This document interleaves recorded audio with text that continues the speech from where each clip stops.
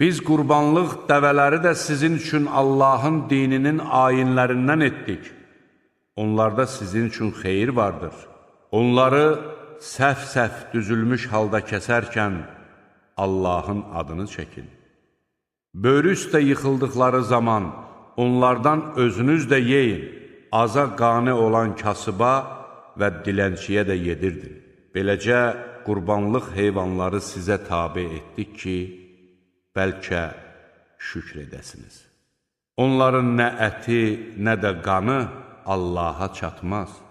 Ona yalnız sizin təqvanız çatar.